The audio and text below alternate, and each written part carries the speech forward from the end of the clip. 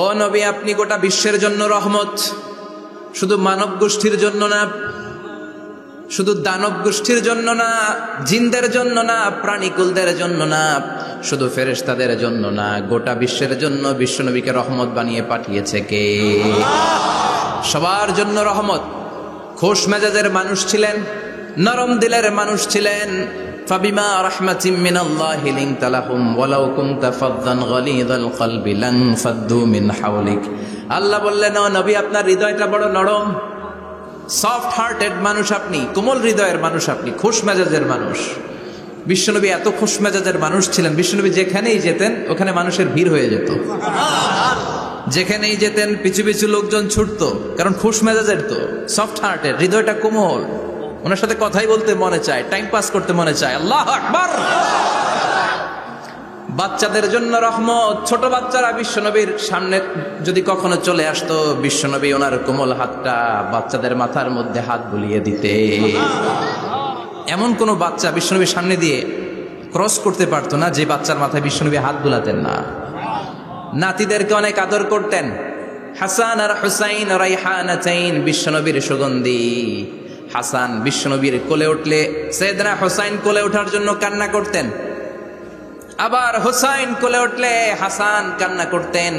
আবার সাইয়েদনা হাসান বিশ্বনবীকে ঘোড়া বানিয়ে বিশ্বনবীর পিঠের উপরে বসে বিশ্বনবীর চুল ধরে টেনে টেনে খেলা করতে। বিশ্বনবী ঘোড়া, আর ঘোড়ার বাদশা হচ্ছে হাসান। সুবহানাল্লাহ পড়বেন না? কি খুনসুটি, কি সম্পর্ক! স্ত্রীদের সাথে ভালো আচরণ, কম্প্যানিয়ন্স যারা আছে সাথীদের সাথে ভালো আচরণ, সবার সাথে ভালো আচরণ, সবার জন্য রহমত।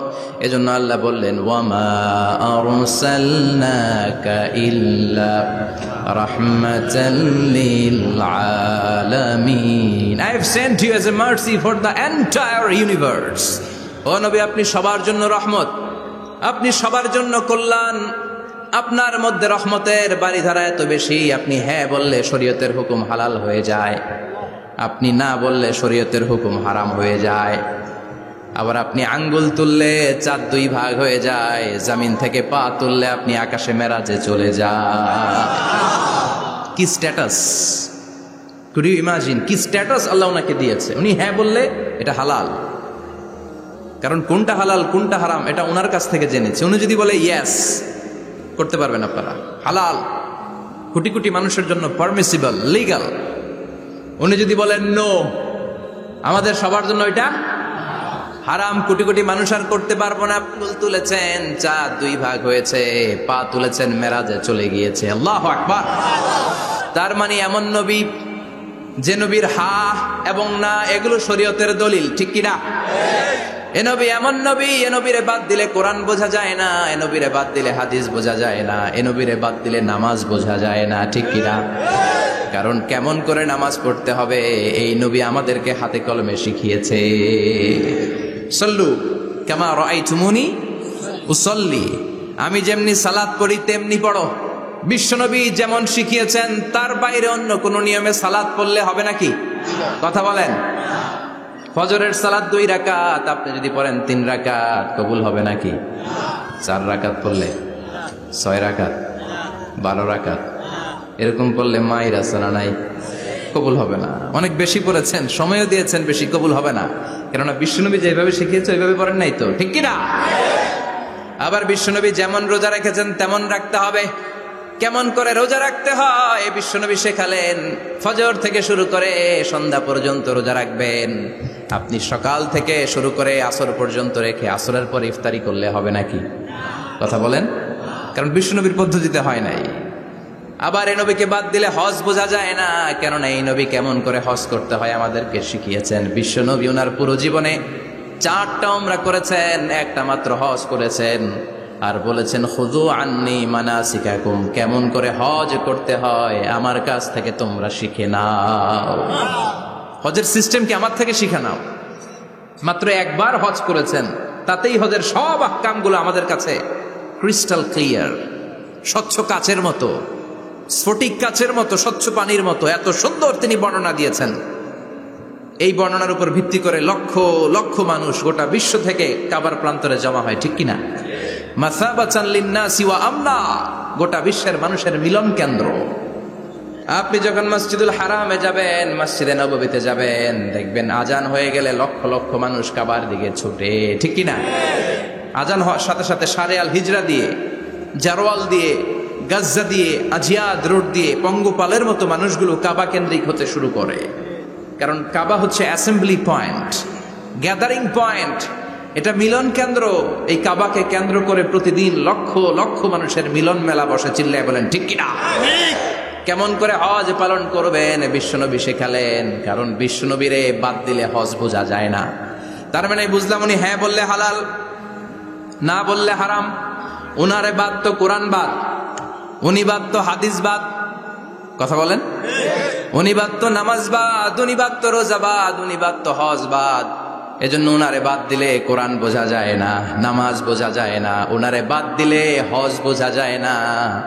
তাই উনার সাথে যারা বেয়াদবি করবে ওদেরকেও এমনি এমনি ছেড়ে দেয়া যায় না। বিশ্বনবীর সাথে যদি বেয়াদবি করে এটা অনেক বড় ধরনের বেয়াদবি, এটা রাষ্ট্রীয় আইন করে ওকে শাস্তি দিতে হবে, ঠিক কিনা? বিশ্বনবীর বিরুদ্ধে যদি ব্লগে কিছু লিখে, কেউ ব্লগ লিখে, বিশ্বনবীর পারিবারিক জীবন নিয়ে যদি কেউ কটু কথা বলে, বাজে মন্তব্য করে, বিশ্বনবীর ব্যাপারে যদি শাহবাগের চত্বর থেকে, প্রজন্ম চত্বর থেকে কোনো কথা বলে, ওই বেয়াদবগুলারে ফাঁসির রশিতে ঝুলানোর দরকার আছে না নাই? Very sensitive issue. বিশ্বনবীর সম্মান গোটা উম্মার সম্মান। কারণ বিশ্বনবী বাদ তো পুরো ইসলাম বাদ।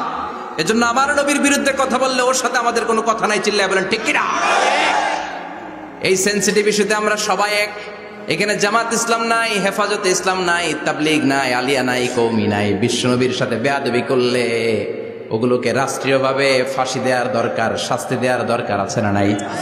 সবাই একমত? এই বেয়াদবগুলোর সাথে আমাদের কোনো সম্পর্ক নাই। চিল্লায় বলেন ঠিক কিনা? এই বেয়াদবগুলো যদি নবীর ব্যাপারে আর কিছু বলে সবাই মাঠে নামতে রাজি আছেন তো? এদের বিরুদ্ধে মুষ্টিবদ্ধ হাত নিয়ে ময়দানে থাকতে রাজি আছো তো মুসলমান? কারা কারা রাজি হাত তুলে আল্লাহর দেখা।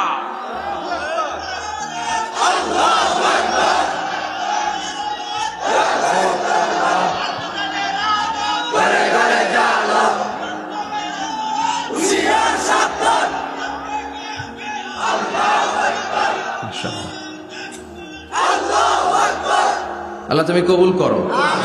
বিশ্বনবীর ভালোবাসা যেন আমরা অন্তরে রাখতে পারি, তুমি তৌফিক দাও। বিশ্বনবীর অনুসরণ এবং ভালোবাসা ছাড়া আল্লাহকে পাওয়া যাবে?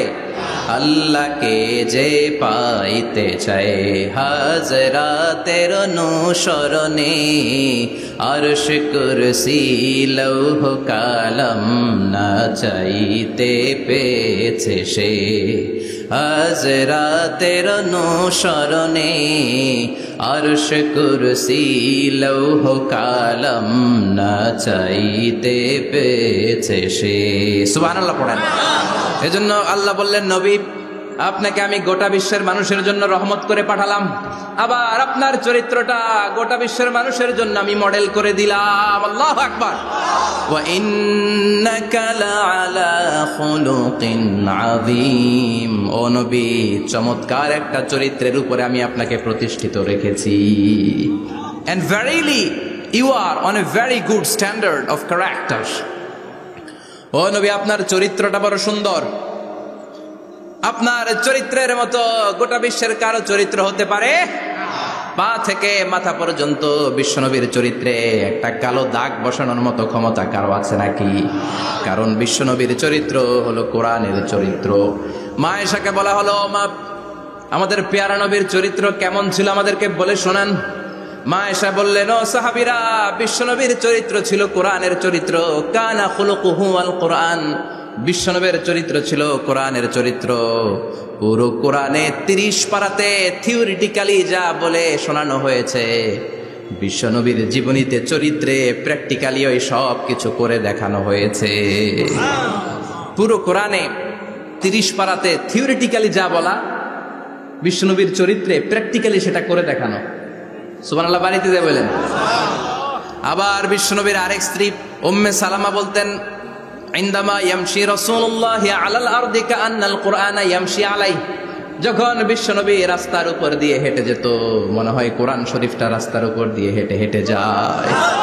কোরআনুল কারীম রাস্তা দিয়ে হেঁটে হেঁটে যাচ্ছে, মনে হচ্ছে যে এটা বিশ্বনবী নয়, এটা জীবন্ত কোরআন। পড়েন আল্লাহু আকবার। এজন্য এই নবীকে আল্লাহ এমন স্ট্যাটাস দিয়েছেন, পৃথিবীর কোন নবীকে তেমন স্ট্যাটাস দিয়েছে নাকি? এই নবীকে আল্লাহ এমন মর্যাদা দিয়েছে, গোটা বিশ্বের কাউকে এমন মর্যাদা দিয়েছে নাকি? এমন কিছু গুণাবলী, ক্যারেক্টারিস্টিক্স আল্লাহ বিশ্ব নবীকে দিয়েছে, পৃথিবীর কোন নবীকে সেগুলো দেয় নাই। সুবহানাল্লাহ। খুশি না বেজার? খুশি তো সবাই। কি দিয়েছেন, কি স্পেশাল এক্সট্রা স্ট্যাটাস আল্লাহ তাআলা বিশ্ব নবীকে দিয়েছেন আমরা শুনি। এক নাম্বার স্ট্যাটাস হলো সাহিবু শাক্কি সাদর। বিশ্ব নবীর সিনা চাক হয়েছে, পৃথিবীর কোন নবীর সেটা হয় নাই। সুবহানাল্লাহ। দুইবার হয়েছে এটা বিশ্ব নবীর জীবনে। হালিমাতুস সাদিয়ার বাড়িতে যখন দুধ পান করতে গিয়েছিল তখন হয়েছিল, আবার মেরাজের রাতে হয়েছিল। উম্মে হানির ঘর থেকে চলে সাইয়েদনা জিবরাইল বিশ্বনবীকে হাতিমে কাবায় শুইয়ে দিলেন। এরপর গলার নিচ থেকে শুরু করে নাভি পর্যন্ত বুকটা কেটে ফেললেন, বিশ্বনবীর হৃদয়টাকে বের করলেন, জামজামের পানি দিয়ে ধৌত করলেন, আবার পেটের ভেতরে হৃদয়টাকে ঢুকিয়ে দিলেন। দিস ইজ কল্ড শাক্কে সাদার।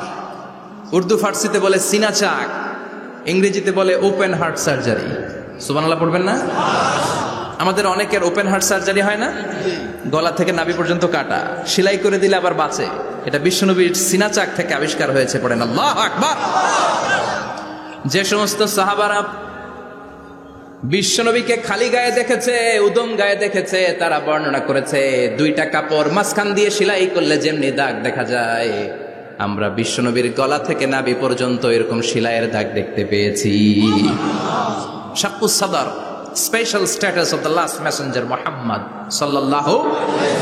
আর কোন নবীকে আল্লাহ এটা দেয় নাই। খুশি না বেজার? আবার উনি হলেন সাহিবুল মেরাজ। ওনার মেরাজ হয়েছে, আর কোন নবীর হয়েছে নাকি? কথা বলেন।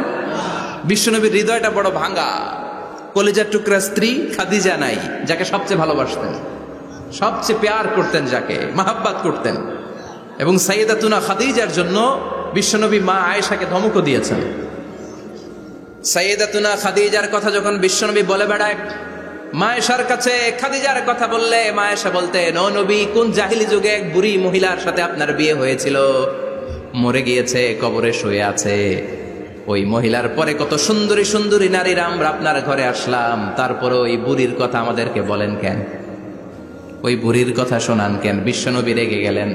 সাইয়েদাতুনা খাদিজাকে বুড়ি বলার কারণে বিশ্বনবী মা আয়েশার চোয়ালটা এইভাবে চেপে ধরেছে। কোনোদিন স্ত্রীর গায়ে হাত তোলেননি, শুধু এই একবার খাদিজাকে বুড়ি বলার কারণে মা আয়েশার থুতনি চেপে ধরেছিলেন। আল্লাহু আকবার। আবার বিশ্বনবী বলতেন, রুজিকতু হুব্বাহা, খাদিজার ভালোবাসা আল্লাহ আমার হৃদয়ে ঢুকিয়ে দিয়েছে। আবার বিশ্বনবী দোয়া করলে বলতেন, ও আল্লাহ, ওই কিয়ামতের ময়দানে যেদিন বন্ধু বন্ধুরে চিনবে না, বাবা ছেলেরে চিনবে না, মা তার মেয়েরে চিনবে না, পীর সাহেব মুরিদরে চিনবে না, মুরিদ পীর সাহেবরে চিনবে না, ওই কঠিন দিনে যেন আমি আমার কলিজার টুকরা খাদিজারে ভুলে না যাই। ওই কঠিন দিনে আমি যেন আমার খাদিজারে চিনতে পারি। সুবহানাল্লাহ।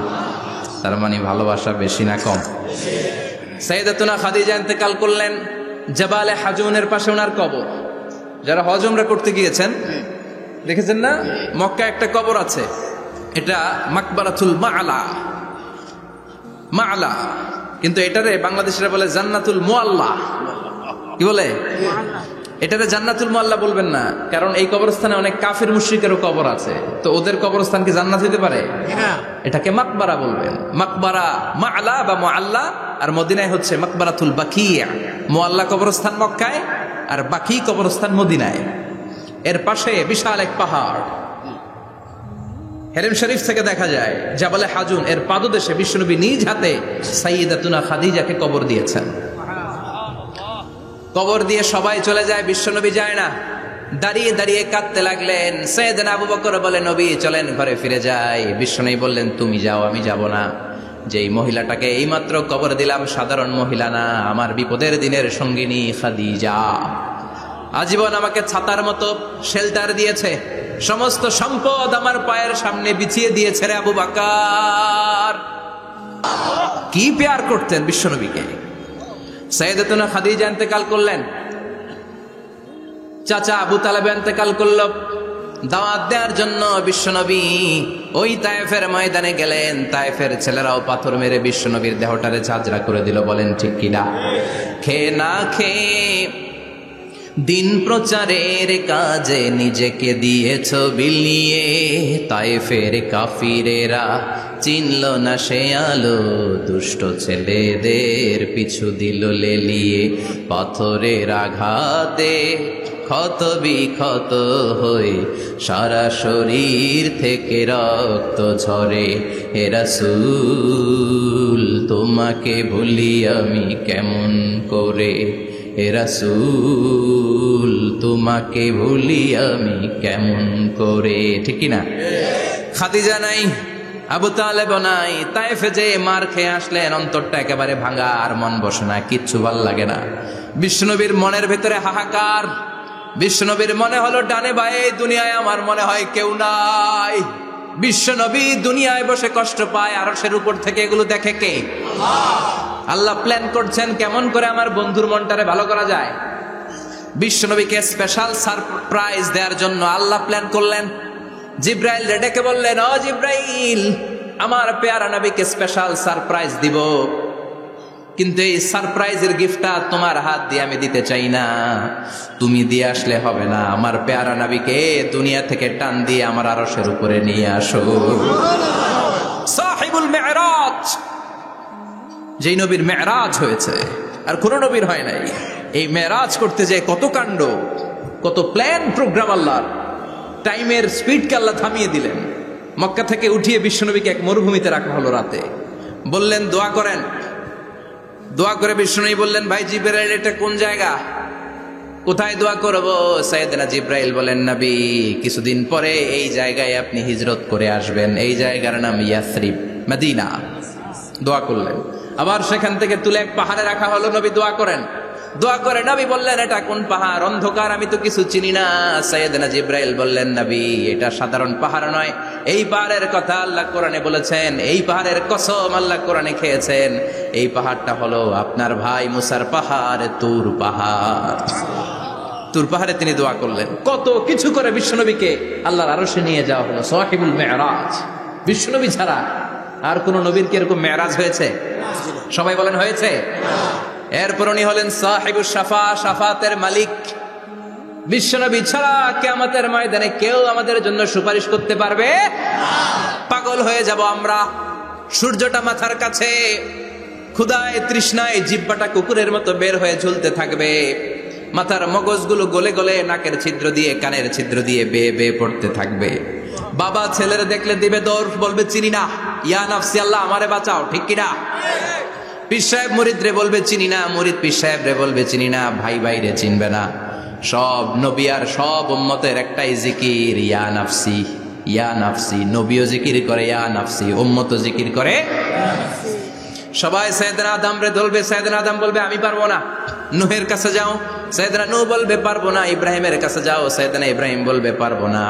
মুসা আলাইহিস সালামের কাছে যাও, মুসা আলাইহিস সালাম বলবেন পারবো না। ঈসা আলাইহিস সালামের কাছে যাও, সাইয়েদনা ঈসা আলাইহিস সালাম বলে এত জায়গায় ঘুরে লাভ নাই, জায়গা মতো যাও মিয়া, জায়গা মতো যাও। মাকামে মাহমুদে বিশ্বনবীকে সেজদায় পড়ে থাকতে দেখবা। ওই নবী ছাড়া আজকের এই ভয়ঙ্কর আমাদের সবার বিপদের দিন। এই বিপদের দিনে আল্লাহর সামনে দাঁড়িয়ে কথা বলার মতো সাহস আজকে কারো নাই। বিশ্বনবী কাঁদতে থাকবেন, সেজদায় পড়ে কাঁদবেন। সবার জিকির ইয়া নাফসি, ইয়া নাফসি। বিশ্বনবীর জিকির ইয়া উম্মতি। কাঁদতে কাঁদতে নবী আমার বেহুশ। সবাই বিশ্বনবীর চারদিকে দাঁড়িয়ে থাকবে গোল হয়ে। আমার নবী মাকামে মাহমুদে সেজদায় পড়ে থাকবে। বিশ্বনবীর কান্না দেখে আল্লাহর সহ্য হবে না। আল্লাহ বলবে না নবী ইরফা রাসাক, মাথা উঠান, আর সইতে পারি না। সাল তুতা, এবার চান, কি লাগবে আপনার সব দেব। ওয়াশফা তুশাফা, যার জন্য সুপারিশ করবেন তাকেই জান্নাত দিয়ে দেব। বিশ্বনবী বলেন লিকুল্লি নবিয়্যিন দাওয়া মুস্তাজাবা। সব নবীর দুনিয়াতে একটা স্পেশাল দোয়া ছিল, এটাকে বলে দাওয়া মুস্তাজাবা। এই দোয়াটা করলেই কবুল করে নিয়েছে কে? আল্লাহ। সব নবীর ওই দোয়াটা দুনিয়াতেই করেছেন, শুধুমাত্র কেবলমাত্র বিশ্বনবী তার স্পেশাল দোয়াটা আজ পর্যন্ত, এখন পর্যন্ত করে নাই। বিশ্বনবী বলেন ওয়া ইন্নী আখতাবিউ দাওয়াতি শাফাআতান লি উম্মতি ইয়াউমাল কিয়ামাহ। আমি আমার দোয়াটা আমি আমার স্পেশাল সাপ্লিকেশনটা কিয়ামতের দিন কঠিন মুসিবতের কালে তোমরা যখন বিপদে পড়ে যাবা, আমার স্পেশাল দোয়াটা ওই দিন করে আমি তোমাদের সুপারিশ করে জান্নাতে পাঠায়া দেব। সাহিবুশ শাফাআহ, বিশ্বনবী ছাড়া কথা বলার মতো ক্ষমতা, স্পর্ধা, সাহস সেদিন কারো থাকবে না। চিৎকার করে বলেন ঠিক কিনা? আবার উনি সাহিবুল কাউসার, উনি কাউসারের মালিক। আল্লাহ ওনাকে কাউসার দিবেন। অন্য নবীদেরও দিছে না? কথা বলেন, কাউসার দিয়েছে। কি মজার পানি, আহলা মিনাল আসাল, মধুর চাইতেও মিষ্টি, সুইটার দেন হানি, মধুর চাইতেও মিষ্টি। আব্রাদু মিনাস সালজ, বরফের চাইতেও ঠান্ডা। আবিয়াদু মিনাল লাবান, দুধের চাইতেও সাদা। এক ঢোক যে পান করবে আজীবনের জন্য তৃষ্ণা চলে যাবে। সাহিবুল কাউসার।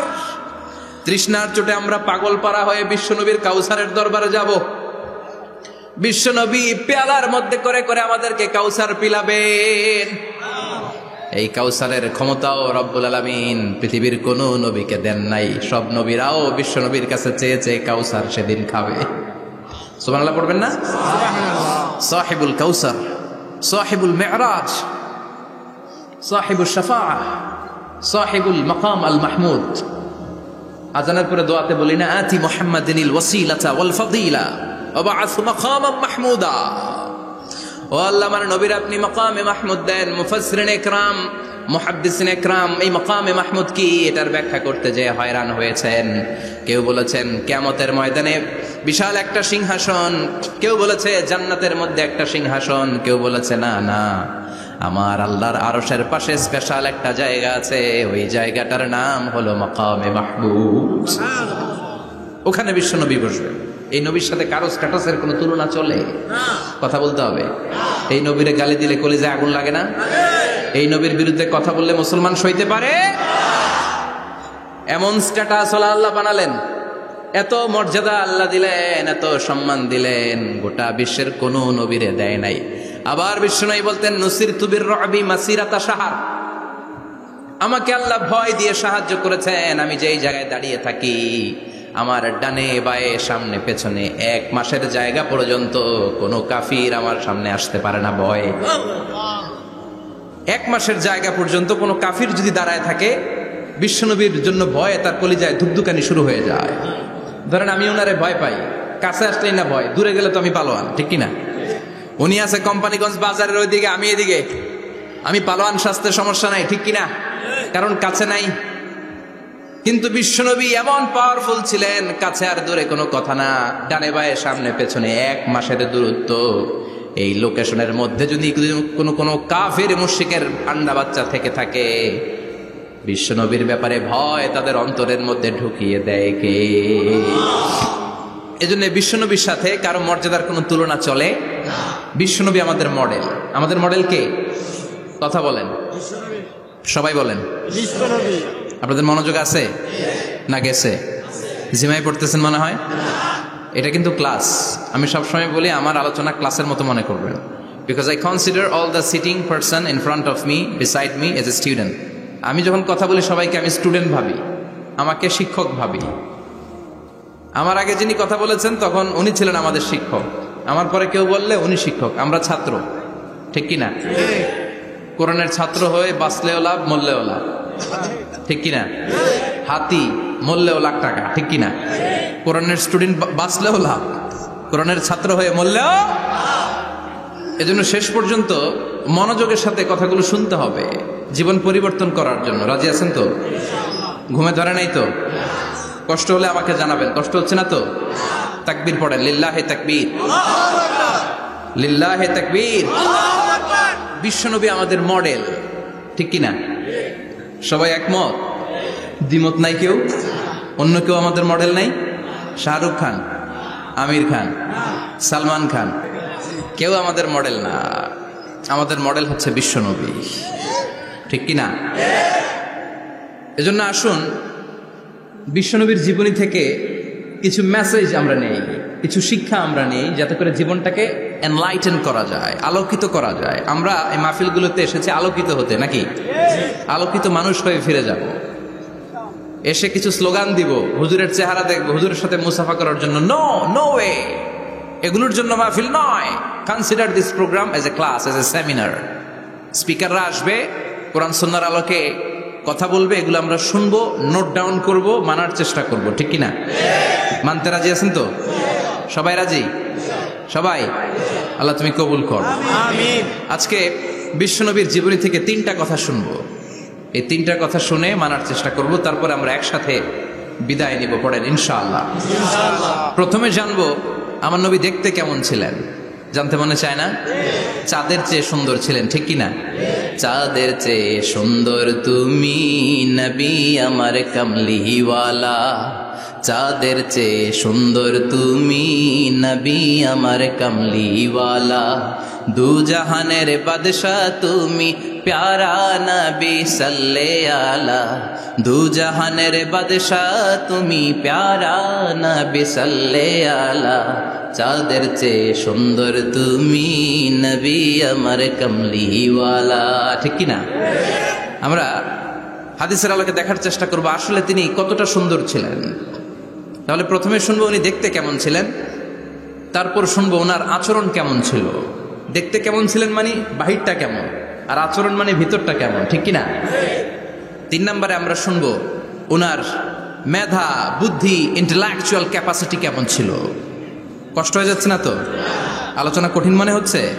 তাহলে প্রথমে শুনবো ফিজিক্যাল ক্যারেক্টারিস্টিক্স, তারপরে শুনবো বিহেভিয়ারিয়াল ক্যারেক্টারিস্টিক্স, এন্ড ফাইনালি আমরা শুনবো ইন্টেলেকচুয়াল ক্যারেক্টারিস্টিক্স। প্রথমে শুনবো দেখতে কেমন, তারপরে শুনবো আচরণ কেমন, এরপরে শুনবো বুদ্ধি কেমন। পড়ান ইনশাআল্লাহ। শুনতে রাজি আছেন তো? প্রথম পয়েন্টে আমরা শুনবো আমার নবী দেখতে কেমন ছিলেন।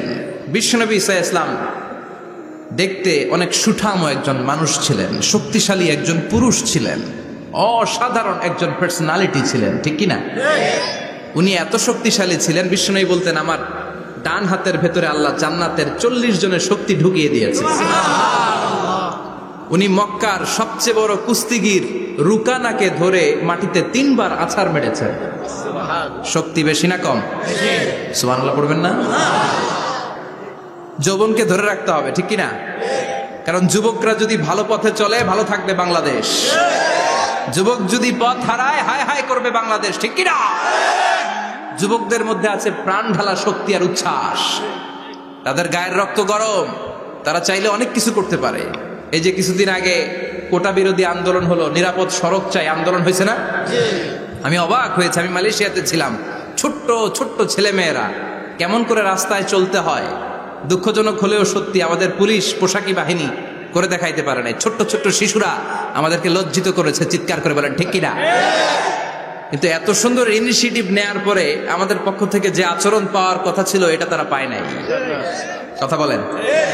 কিছুদিন আগে নোয়াখালী বিজ্ঞান ও প্রযুক্তি বিশ্ববিদ্যালয়ে আমি দেখে অবাক, সেখানকার যুবকরা ইনিশিয়েটিভ নিয়েছে যে হাজার হাজার ছেলে মেয়েরা ভর্তি পরীক্ষা দিতে আসবে, এদেরকে আমরা ফ্রিতে খাওয়াবো, ফ্রিতে থাকতে দেব। নোয়াখালী করে গালি দিয়েন না, আগে আগে মতো করে দেখা। অসাধারণ কাজ করেছে, গোটা বিশ্ব দেখেছে, ঠিক কিনা? কুমিল্লার সন্তানরাও পারে, চট্টগ্রামের ছেলেরাও পারে, বরিশালের ছেলেরাও পারে। যুবকদেরকে শুধু এক হতে দেয়া দরকার। যুবকরা যদি এক হতে পারে তাহলে সমাজে আর কোনো অন্যায় অনাচার থাকতে পারে না। বিশ্বনবী যখন যুবক একটা সংগঠন করেছিলেন, নাম হালাফুল ফুদুল। হালাফুল ফুদুল করেছিলেন, ওনার বয়সের 15-20 বছরের সবাইকে এক প্ল্যাটফর্মে নিয়ে এসেছেন, হাতে হাত রেখে শপথ করেছেন, দে টুক অ্যান ওথ, কোনো টেন্ডারবাজি চলবে না, চাঁদাবাজি চলবে না, মাস্তানি চলবে না, ইফটিজিং চলবে না, মেয়েদের ওন্না ধরে টানাটানি চলবে না, খাদ্যে ভেজাল চলবে না, ওজনে কম চলবে না, অন্যায়গুলো সমাজ থেকে দূর করে দিতে হবে। চিৎকার করে বলেন, ঠিক কিনা? এজন্য যুবকরা যদি ইসলাম মানে ভালো থাকবে বাংলাদেশ, যুবকরা যদি কোরআন মানে নিরাপদে থাকবে আমার লাল সবুজের পতাকা।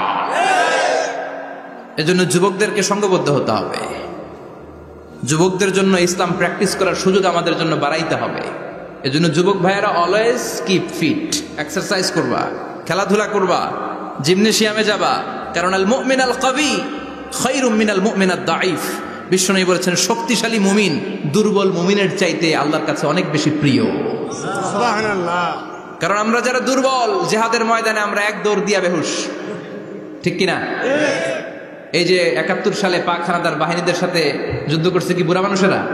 না, আমার দামাল ছেলেরা, যুবক ভাইয়েরা, বিশ্বনবী সাল্লাল্লাহু আলাইহি ওয়াসাল্লাম অলওয়েজ ফিট থাকতেন। ওয়া কানা কাফফুহু আলিয়ানু মিনাদ দিবাজ, বিষ্ণুবীর হাত, এই হাতের তালু রেশমের কাপড়ের চেয়েও বেশি সফট ছিল। Softer than silk, softer than silk, সিল্কের চাইতেও বেশি সফট। সিল্কের কাপড় ছিলেন না, জর্জেটের কাপড়, ধরতে কোমল লাগে, মোলায়েম লাগে। বিষ্ণুবীর হাতের তালু এর চাইতে মোলায়েম। এই জন্য এই মোলায়েম হাত যদি কেউ মুসাফা করার সুযোগ পাইতো, কেউ আর হাত ছাড়তে চাইতো না। আর বিশ্বনবীর অভ্যাস ছিলেন, বিশ্বনবী কারোর সাথে মুসাফা করলে, যার সাথে মুসাফা করেছেন উনি হাত টেনে না নিলে বিশ্বনবী ওনার হাত টেনে নিতেন না। আল্লাহু আকবার পড়বেন না? কি অসাধারণ ব্যক্তিত্ব ছিল, হাতের তালু ছিল সফটার দেন সিল্ক। ওয়া কানা রাবাআতাম মিনাল কওম লাইসা বিত-তাবিল ওয়ালা বিল কাসীর, বিশ্বনবী দেখতে একজন মাঝারি গড়নের লোক ছিলেন, খুব লম্বাও না খুব খাটোও না। খুব বেশি লম্বাদেরকে ভাল লাগে? কথা বলেন। তাকাইতে গেলে টুপি পরে যাওয়ার সম্ভাবনা আছে। খুব খাটো যারা, এদেরকেও কিন্তু দেখতে অতটা ভাল লাগে না। বিশ্বনবী ছিলেন ব্যালেন্সড, মাঝারি ধরনের। লাইসা বিত-তাবিল ওয়ালা বিল কাসীর। কিভাবে আল্লাহ চুজ করেছেন ওনার প্যারা হাবিবকে, পড়েন সুবহানাল্লাহ। ওয়া কানা আযহারাল লাউন, ফর্সা রঙের মানুষ ছিলেন, ব্রাইট কালার। কি কালার? Bright colour. সিভি যারা লিখেন কারিকুলাম ভিটা, ওইখানে স্কিন কালার লিখতে হয়। আপনি কি ফর্সা না কালো? কালো হলে ব্ল্যাক কালার, ফর্সা হলে ব্রাইট কালার। বিশ্বনবী ছিল ব্রাইট কালার, ফর্সা রঙের মানুষ। কতটা সুন্দর ছিলেন! অনেকে বলে সাইয়েদনা ইউসুফ আলাইহিস সালাম বেশি সুন্দর। না না, বিশ্বনবী সাইয়েদনা ইউসুফ আলাইহিস সালামের চেয়ে অনেক গুণ বেশি সুন্দর ছিলেন। বিশ্বনবী বলতেন আনা মালিহুন ওয়া আখি ইউসুফ সাবিহুন, আমি বিশ্বনবী মালিহ। আলেম যারা আছেন উত্তর দেন। আরবিতে মিলহুন মানে কি? লবণ। তার মানে মালিহ মানে লাবণ্যময়। বিশ্বনবী লাবণ্যময় সুন্দর ছিলেন, আর ইউসুফ আলাইহিস সালাম সাদা সুন্দর ছিলেন। এদিকে লাবণ্যময়, এদিকে সাদা, কোনটা ভালো লাগবে? কথা কন। তার মানে বিশ্বনবীর গায়ের স্কিন ছিল ব্রাইট কালার, ফর্সা রঙের মানুষ ছিলেন, মাঝারি সাইজের মানুষ ছিলেন, সিক্স প্যাকের মানুষ ছিলেন। ওয়া কুবিদা ওয়া লাইসা ফি রাসিহি ওয়া লিহিয়াতিহি 20 শাআরা বাইদা, ইন্তেকালের আগে দাড়ি আর চুল মিলে 20টা দাড়ি চুলের বেশি পাকে নাই। সুবহানাল্লাহ পড়বেন না? দাড়ি আর চুল মিলে মোট পাকছিল কয়টা? অনেকে বলে হুজুর স্বপ্নের ব্যাখ্যা দেন। কি স্বপ্ন দেখেছেন? তিনি বললেন আমি স্বপ্নে দেখেছি একজন লোক আল্লাহ রাসূলের কবর থেকে উঠে এসেছে। তাই নাকি? উনি জানতে চাচ্ছে যে এটা আল্লাহ রাসূল কিনা। আমি বললাম চেহারা কেমন দেখেছেন? বলে হুজুর আমি দেখলাম ধবধবে সাদা দাড়ি, ধবধবে সাদা চুল। তার মানে উনি কি আল্লাহ রাসূলকে দেখেছে? না, আল্লাহ রাসূলের ধবধবে সাদা চুল ছিল না, ধবধবে সাদা দাড়ি ছিল না। ইন্তেকালের আগে দাড়ি আর চুল মিলে পাকছিল কয়টা? কোম্পানিগঞ্জের ভাইয়েরা মনে থাকবে? দাড়ি আর চুল মিলে পেকেছিল কয়টা? কেমন করে পাকবে? উনি তো জাইতুনের তেল মালিশ করতেন। সুবহানাল্লাহ। এজন্য আল্লাহ কসম করে বললেন ওয়াত-তিনি ওয়াজ-জাইতুনি ওয়া তুরি সিনিন ওয়া হাদাল বালাদিল আমিন। তিন ফলের কসম, জাইতুনের কসম। এই তিন জাইতুন যারা খাবে তাদের দাড়ি চুল সহজে পাকবে না। জাইতুন ছিলেন? Olive oil. জলপাই আছে না, আরব দেশের জলপাইকে বলে জাইতুন। তাম্বুতু বিদ্দিহিনি ওয়া সিবগিল লিল আকিলিন। এটার অনেক কাজ। এটা খাওয়া যায়, মালিশ করা যায়, আবার এই জাইতুনের ডাল ভেঙে মেসওয়াকও করা যায়। বলেন ঠিক কিনা? বিষ্ণু বলতেন নি'মা সিওয়াকিয়া জাইতুন, জাইতুনের ডালের মেসওয়াক কতই না চমৎকার মেসওয়াক। ফাইন্নাহা সিওয়াকি ওয়া সিওয়াকুল আমবিয়া মিন ক্বাবলি, কেননা জাইতুনের ডাল আমার মেসওয়াক, আর আমার আগে যত নবী দুনিয়া এসেছে সব নবীরা জাইতুনের ডাল দিয়ে মেসওয়াক করেছে। এই জাইতুনের তেল আপনারা বাজারে পাবেন। অলিভ অয়েল বলে জিজ্ঞেস করলে দিয়ে দিবে। কি অয়েল? এটা দাড়িতে মাখলে দাড়ি পাকে না, দেরিতে পাকে। চামড়ায় লাগালে ম্যাসেজ করলে চামড়ার ভাঁজগুলো পড়বে না, আপনার স্কিন সুন্দর থাকবে। বিশ্বনবী এটা মাখতেন, এজন্য দাড়ি আর চুল তেমন একটা পাকে নাই। আওয়াজ করে পড়তে হবে আল্লাহু আকবার। তুলুশ শাআর ইলা শাহমাতাইল উযুন। এবার শুনি বিশ্বনবীর চুল কেমন ছিল। বিশ্বনবীর চুল মাঝে মাঝে এই কানের লতি বরাবর আসতো। ইলা শাহমাতাইল উযুন, মানে বড় চুল রাখতেন। হেয়ার কাটটা ছিল লং হেয়ার কাট, মাঝে মাঝে কানের লতির মাঝামাঝি, আর কখনো কখনো কাঁধ বরাবর। ইলাল মানকিবাইন, 3 সিস্টেমে রাখতেন, কানের মাঝ, কানের লতি, কাঁধ বরাবর। ইয়াংরা মহা খুশি যে বড় চুল রাখার দলিল পাইছি। সুন্নতের নিয়তে রাখতে হবে, একটা ভদ্র কাটিং হইতে হবে। আর ইউনিভার্সিটি আর স্কুলের স্টুডেন্ট হলে ইউনিভার্সিটির ড্রেস কোড, হেয়ার কাট মেনে চলতে হবে, ঠিক কিনা? আর সুন্নাতের নিয়তে যদি রাখতে চাও, একটা ভদ্রতা থাকতে হবে, একটা সৌন্দর্য থাকতে হবে। ইদানিং অনেক ছেলেরা খুব অদ্ভুত কাটিং দেয়, এই হেয়ার কাটগুলো নিষিদ্ধ। একটা হেয়ার কাট আছে কাজাহ, নাহা রাসূলুল্লাহি আনিল কাজাহ, বিশ্বনবী কাজাহ কাটিং দিতে নিষেধ করেছেন। কাজাহ মানে চুলের কিছু অংশ ট্রিম করে চামড়ার সাথে লাগানো, কিছু অংশ বড় বড়, এরকম আছে না নাই? এটারে আমি বলি ঘোড়া কাটিং। কি কাটিং? ঘোড়া কাটিং। ঘোড়ার মাথায় এরকম লম্বা চুল আছে না নাই? কেউ যদি এখানে থেকে থাকো, মাইন্ড করো না, নেক্সট ডে আর এই হেয়ার কাট নিবা না, ঠিক কিনা? কাজে আছি তো। আমার যুবকরা পছন্দ করে বেশি, আমিও পছন্দ করি ওদেরকে খুব বেশি। ওরা আমার কথা বুঝে বেশি, আমিও ওদের হৃদয়ের কথা বুঝি বেশি, এজন্য এগুলো ভালোবেসে বলি। যদি কেউ নিয়ে থাকো এই নিষিদ্ধ হেয়ার কাট, সামনে আর নিবা না, ইনশাআল্লাহ। পড়ো আর জোরে ইনশাআল্লাহ। ওয়া কানা ইউফাররিকু বাইনা শা'রি, চুলের মাঝখানে বিষ্ণুনবী সিঁথি করতেন। আপনারা কাজী নজরুল ইসলামের ছবি দেখেছেন? দেখবেন যে উনি মাঝখানে সিঁথি করতেন। বিষ্ণুনবী এভাবে মাঝখানে সিঁথি করে সিঁথির মাঝখানে আতর ঢেলে দিতেন। কেন ঢেলে দিতেন? যেখানেই সেজদা দিতেন ওই জায়গায় আতরের ঘ্রাণে আমোদ হয়ে যেত। আরিদুস সদর, বুকটা ছিল প্রশস্ত। ওয়া কানা বাইনা কাতিফাইহি খাতামুন নবুওয়া, আর পিঠের মধ্যে কাজিররিল হাজালা, কবুতরের ডিমের মতো একটা মাহরুন নবুওয়া ছিল। উনি যে শেষ নবী, উনি যে প্রফেট, দ্য লাস্ট মেসেঞ্জার, এটা প্রমাণ আল্লাহ সিল মেরা দিছে। বাম দিকের কাঁধে, ডান দিকে না। কোন দিকে? সাহাবারা যারা এটা দেখেছেন তারা বলেছেন যে আমরা দেখেছি এর মধ্যে কিছু চুলও ছিল, একটু লালচে ছিল, একটু উঁচু ছিল। একদিন বিশ্বনবী বললেন, বান্দার কোনো হক আল্লাহ কোনোদিন ছেড়ে দেয় না। আল্লাহর হক আল্লাহ মাফ করে, বান্দার হকের মাফ নাই। যদিও আমি নবী, আমার উপর যদি কোনো হক থাকে বলো, আমি দিয়ে দেব।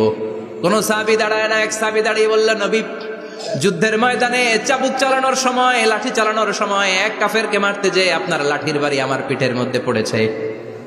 আপনি যেহেতু এই কেসাসটা আদায় করতে চান, আপনার পিঠে আমি লাঠির বাড়ি মেরে এটারে শোধবোধ করে দিতে চাই। সাইয়েদনা ওমরে ফারুক হাতের জামা এরকম পড়তে শুরু করছে, আয় এদিকে আয়, তোরে শোধবোধ করাই। বিষ্ণুনবী বললেন, ওমর রাখো, এটা বান্দার হক, মিটাতে দাও। বিষ্ণুনবী বললেন, আসো তুমি এসে আমার পিঠে লাঠি দিয়ে চাবুক দিয়ে বাড়ি মারো। সাহাবী বলে, ও নবী, তখন দুর্ভিক্ষের সময়ের যুদ্ধ ছিল, আমাদের গায়ে জামা ছিল না। যখন আপনি আমার চাবুকটা পিঠের মধ্যে মেরেছেন, আমার পিঠে তখন জামা ছিল না। আপনি যদি যথা নিয়মে কেসাসটা আদায় করতে চান, আপনার জামাটা খুলেন, খালি পিঠের মধ্যে বাড়িটা মারিস। এবার আর ওমরে ফারুককে ধরে কে? এদিকে আয়, তোরে দেখাইতেছি। বিশ্বনবী বললেন, ওমর থামো, মারতে দাও। বিশ্বনবী উনার জুব্বাটা উপরের দিকে উঠালেন, পিঠের মধ্যে বাড়ি দেওয়ার জন্য ওই সাহাবীকে ডাকলেন। ওই সাহাবী বিশ্বনবীকে পিছন দিক থেকে জড়িয়ে ধরে ওই মোহরে নবুয়তের মধ্যে চুমু দিয়ে ফেলেছে। সাহাবী বললেন, নবী গো, এই নাটক করার জন্য আপনি আমারে মাফ করে দিয়েন। আপনি বিশ্বনবী, উদম গায়ে আপনারে দেখা যায় না, খালি গায়ে আপনারে দেখা যায় না। শুনেছি আপনার পিঠের মধ্যে মোহরে নবুয়ত আছে। অনেক দিনের সাধনা, জল্পনা কল্পনা, আপনার মোহরে নবুয়তে আমার ঠোঁটটা আমি লাগাবো। আপনার মোহরে নবুয়তের মধ্যে আমার ঠোঁটটা লাগে, আমার ঠোঁটটারে আমি জাহান্নাম থেকে পরিত্রাণ করাবো। এজন্য প্ল্যান প্রোগ্রাম করে এতক্ষণ আপনার জামাটা খুলতে বলেছি। আপনার উপরে আমার কোনো হক নাই। আমার আব্বা মা, আমার সম্পদ, আমার জীবন আপনার জন্য কোরবান গো নবী। বিশ্বনবীর পিঠে বাম দিকে খাতামুন নবুওয়া ছিল, মাহরে নবুওয়া। কোন বর্ণনা এসেছে উনি এই মাহরে নবুওয়া দিয়ে পিছন দিকে দেখতেন। বিশ্বনবী যখন নামাজ পড়তেন উনি বলতেন, ইস্তাকিমু ওয়া আ'তাদিলু ইয়ারহামুকুমুল্লাহ, কাতার সোজা করো, ফাঁকা জায়গা বন্ধ করে দাও, কারণ আমি সামনে যেমনি দেখি পেছনেও তেমনি দেখি। অনেকে বলেন বিশ্বনবী পেছনে দেখতেন এই মাহরে নবুয়তের জায়গাটা দিয়ে। এটা ছিল বিশ্বনবীর behind CC camera, behind close circuit camera. আল্লাহু আকবার। বিশ্বনবী ছাড়া কোন নবীর পিঠে এরকম মাহারে নবুয়া ছিল নাকি? কথা বলেন। এজন্য ওই নবীরে গালি দিলে সহ্য হয়? কথা বলেন, সহ্য হয়? আবিয়াদুল ইবতাইন, বগল ছিল শুভ্র সাদা। আমাদের বগল কি সাদা? দুর্গন্ধ, কুৎসিত, কালো, তাই না? বিশ্বনবীরটা কালো? কথা কন, শুভ্র সাদা। আমরা দোয়া করি এভাবে। বিশ্বনবী মাঝে মাঝে দোয়া করতে করতে বৃষ্টির জন্য যখন দোয়া চাইতেন, আরাফার ময়দানে যখন দোয়া চাইতেন, দোয়া করতে করতে হাতটারে উপরের দিকে করতেন। সবাই এরকম হাত তোলেন, সবাই হাত তোলেন। বিশ্বনবী মাঝে মাঝে আবেগের চোটে এইখান থেকে হাতটা এই জায়গায় নিয়ে যেতেন। সুবহানাল্লাহ। বিশ্বনবী যখন হাত আবেগের চোটে উপরের দিকে উঠাতেন, বিশ্বনবীর বগল দেখা যেত। সাহাবারা বলতেন হাত্তা ইরা বায়াদু ইবতাইহি, এই সুযোগে আমরা দেখতাম ওনার বগলটা ধবধবে সাদা, কোনো দাগ ছিল না। মুস্তাওয়াল জাবিন, প্রশস্ত ললাট ছিল। আসাম্মুল আনফ, খাড়া নাক ছিল। বিশ্বনবীর নাক কিন্তু বোচা ছিল না। এরকম চারটা নাকরে আপনারা কোম্পানিগঞ্জে কি বলেন? চাকমা? কি নাক? হ্যাঁ, বুসা। নাক বুসা বা বোচা। বিশ্বনবীর নাক এই চাকমা স্টাইলে নাক ছিল না, খাড়া ছিল, খাড়া নাক ছিল। সুবহানাল্লাহ পড়ো। মুফাল্লিজুল আসনান, দাঁতগুলো ছিল পরিপাটি। বিশ্বনবীর দাঁতের দিকে তাকালে, বিশ্বনবীর হাসির দিকে তাকালে মনে হতো হাসিতে যেন মুক্তা ঝরে। বিশ্বনবী দেখতে কেমন ছিল আন্দাজ পাচ্ছেন না মোটামুটি? এই চমৎকার দেহটা নিয়ে যখন আয়নার সামনে দাঁড়াতেন, বিশ্বনবী জোস জোস পোজ দিতেন না। এখনকার ছেলেপেলেরা বলে আয়নার সামনে দাঁড়াইয়া দেই জোস জোস পোজ, আছে না নাই? বিশ্বনবী জোস জোস পোজ দিতেন না। বিশ্বনবী আয়নার সামনে দাঁড়িয়ে বলতেন আল্লাহুম্মা হাসানতা খালকি ফাহসিন খুলুকি। ও আল্লাহ, আমার চেহারাটা যেমনি আপনি সুন্দর বানিয়েছেন, আমার হৃদয়টারেও সুন্দর করে দেয়। What a attitude, what an attitude! কি অ্যাটিটিউড ছিল ওনার! আমরা আয়নার সামনে সেজে পড়ে দাঁড়ালে চুলকে সাইজ করি, পাং করি, স্টাইল করে ডিজাইন করি। বিশ্বনবী সুন্দর চেহারাটা নিয়ে যখন আয়নার সামনে দাঁড়াতেন বলতেন আল্লাহ, আমার চেহারাটা যেমনি সাদা, হৃদয়টারেও সাদা করে দেন। কিছু মানুষ আছে চেহারা সাদা, হৃদয় কালো, আছে না নাই? কিছু মানুষ আছে চেহারাটা কুচকুচে কালো, অন্তরটা সাদা, এমন মানুষও আছে না নাই? বিশ্বনবীর ভেতরও সাদা, বাহিরও সাদা। সুবহানাল্লাহ। আর এই সুন্দর সাদা দেহ নিয়ে আয়নায় দাঁড়িয়ে পড়তেন আল্লাহ, চেহারা যেমনি সুন্দর, চরিত্রটাও সুন্দর করে দেয়। এজন্য আয়নার সামনে দাঁড়িয়ে এই দোয়ার দরকার, আছে না নাই? পড়তে রাজি আছেন? মনে থাকবে না মাহফিল শেষ ভুলে যাবেন? মনে থাকবে? আয়নার সামনে আপনি যখন দাঁড়াবেন, আপনার স্ত্রী যখন দাঁড়াবে, আপনার বাচ্চারা যখন দাঁড়াবে, বলে দিবেন বাবা আয়নার সামনে দাঁড়ানোর দোয়া পড়ো। কত অসাধারণ দোয়া! পড়েন আওয়াজ করে আমার সাথে, আল্লাহুম্মা হাসানতা খালকি ফাহসিন খুলুকি। আল্লাহুম্মা হাসানতা খালকি ফাহসিন খুলুকি। এর মানে আল্লাহ, আমার চেহারাটা করেছো সুন্দর, আমার আচরণ, আমার চরিত্রটাও সুন্দর করে দাও। চিৎকার করে পড়েন আমিন। তাহলে বিশ্বনবীর ব্যাপারে তিনটা কথা আমরা শুনবো বলেছিলাম, প্রথমটা শুনে ফেলেছি। মানে উনি দেখতে কেমন ছিল, উনি দেখতে কেমন ছিল, এর মধ্যে আমাদের আমলের কিছু নাই, শুধু বর্ণনা করা আর শোনা আর বিশ্বনবীকে ভালোবাসা, ঠিক কিনা? কারণ উনার না খাড়া, আমার তো খাড়া নাও হইতে পারে। উনি সুন্দর, আমি তো শ্যামলা হইতে পারি, কারণ এটা আল্লাহর দেয়া পরীক্ষা, ঠিক কিনা? দ্বিতীয় পয়েন্ট থেকে আমাদের আমল শুরু। দ্বিতীয় পয়েন্ট ছিল বিশ্বনবীর আচরণগত বৈশিষ্ট্য।